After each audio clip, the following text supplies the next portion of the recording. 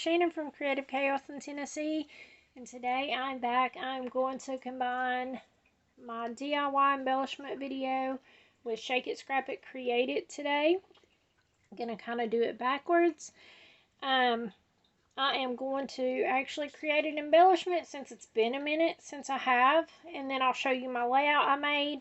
We're not going to put it together or this video would be long. So I have been working on some mini kits for fall and Christmas, and I have tons of this ephemera that I printed and cut out. This is all a printable collection by Shabby Art Boutique called Fall at Bloom Cottage, and I absolutely love it. But like I said, I had tons of it. So I thought, what could we make that's a little embellishment that would be easy to do and use up ephemera? And you could use, don't have to use printables, any ephemera you have extra. You can make these cute little embellishments to make a page with. So as you can see, I made some paper ruffles, and I started out with just a piece of paper. Plain old piece of paper. You can use whatever size you want. That'll determine how long your ruffle is, how big it is. So I started out with that, and I used this punch. Y'all know I've used this punch for a lot of things. And this is what I got using my punch on my paper. And this is like a shimmery paper that I picked up at Always that came from Michael's.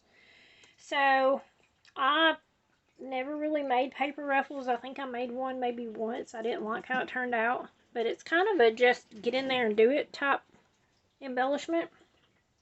So pretty much I just took it and I just started folding.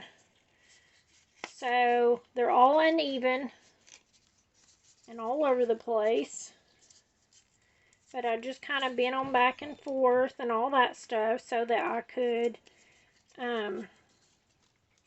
have it somewhat semi-straight, I guess. So here's what you get, and it's just bent. They also make dies and stuff to do this, but this is free. Really. Even if you didn't have a border punch, you could even take just a pencil and trace around like little circles. Like you could put this at the edge and just trace around it and trace around it and then cut it, and you would still have like a scalloped edge for a decorative look. And some scissors, but ultimately this is free. So you could totally put glue down in here and just glue these if you wanted to have them like that. I ran mine through my sewing machine and just went back and forth a couple times just to hold it all down, and you can see it flattens it out. You could also use a stapler and staple it across through here, and whether you leave it so that you can actually see that part is up to you. So you can see you could use, like I said, any ephemera, printables, whatever you wanted to use to create these. And you could use this on a card front. You could use it on a layout. But you can see I just have my little ruffle here, and I just added some of it. I added foam tape just to pop it up and give it some dimension. Here's this one. Of course, these are fall themed. Here's this one. I added another little extra one on top of that I had cut down so it wouldn't be so wide, so it lost the decorative edge. So this one's just plain, but I added it in. And then here's this one that I did, and here's this one that I did. So I still have all of this ephemera to play with that I have cut out, but if you leave a comment on this video, you can be entered to win all of this. Like, not these. But we're going to create one more. I have these little pieces that I left out I thought I could use.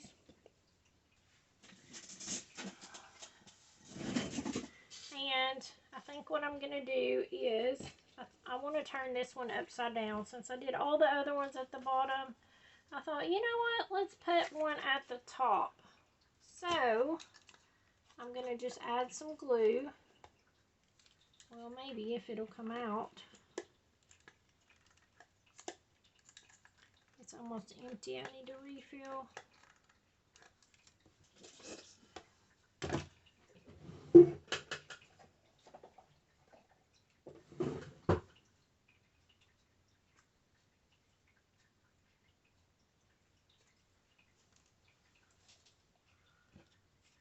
Okay, back up. Alright, so I'm just going to add some glue on and add this. And then I think I'm going to add a button or two. These are just little buttons. I did figure out how to get my Cricut to cut out stuff, like my printable collections. And I had to do it by converting the file, but it is an absolute game changer. I mean, I love fussy cutting, but whenever you start getting all these little detailed pieces, and there's so many of them, it is a lot to try to be cutting, and my wrist is carpal tunnel is not happy. So it's nice to have it be able to cut out. And I think I'm going to use some of this. This is just some little 3D stickers from Hobby Lobby I won quite some time ago. I think at a crop maybe last year. Or maybe it was the very beginning of the year. But anyways, I have some of these stickers, so I've been adding it in on some of them. And so hopefully that inspires you guys to pull out your paper scraps, and just make some little papered ruffles. Use your punches that you haven't used in a long time. You know, and just put some stuff together, and you can decorate them with whatever. It would be cute just to have this little paper ruffle and a flower. And I know it's a shocker, my table's a mess, but I don't even have a flower. Let's see, maybe I have a cutout one, but not a real one. But I mean, even just taking a flower and putting on there, and then you could put like a little saying or something like that. That would be a super cute card embellishment for the front of a card, or even on a layout. I could see taking maybe a couple of these and making a page, you know. Let's see. And I'm also going to include all this ephemera. If you win, I'm going to just package all this up together. But since these three are so much kitchen theme, with the pie, a scale, and a bowl, I could see that you could, you know, well, this one's smaller. Let's put it up top. But you could put a photo, and make a page. You know, I mean, you could doodle it up all over the place, like how you wanted to do it. You can make one big cluster, like this, and then add photo, some journaling. Lots of different things you can do with these little clusters and paper ruffles. You could even just use a paper ruffle and then put your title over it, and that would be super cute too. Lots of ideas. I hope that it inspires you. Let me show you my layout that I created. So here is my layout that I created. And the prompts for Shake It, Scrap It, Create It were embossing. I used embossed paper to map my photos. Hexagons, I'll be honest, I did not use hexagons, but I always tell y'all, I'm not the craft police. If you don't have something, substitute it. I did not have any hexagons out on my table with all of this ephemera, but I did use a lot of the ephemera. I used some heart stickers. I used some of my thickers that I still have laying out that I was playing with last month. I used some wood veneer. So I used lots of things on here that I normally wouldn't even use. So I'm proud of that. I did not use hexagons. The other thing was doily. Doily was the third prompt. And I used a doily here. I also used some of these little fake printed doilies. So I got that part covered. And I have multiple photos on here.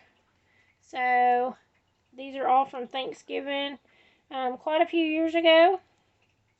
And I am going to put another little piece here to do my journaling on there. And I also made this one so that it flips up. So that's the only photos on that one. But you can see I used one of the paper Ruffle embellishments right here on bottom. And then I also used here's the one I cut that I told y'all I cut. I cut it and put it up there. So, only thing left for us to do is to shake for next week's prompts. So, hang on.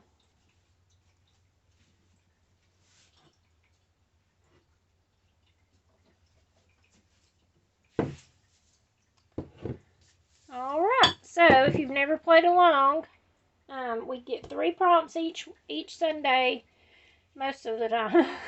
It's supposed to be on Sundays. I sometimes fall behind. But you just play along, you use up your stash, use whatever the prompts are in whatever way you want to. You can post over on the Facebook group in the albums if you're playing along so that you can be entered to win Happy Mail at the end of the month. It is always a very fun time. This one's techniques and tools. There's so much stuff going on over there. We also have our reindeer games coming up in December for the 1st to the 12th.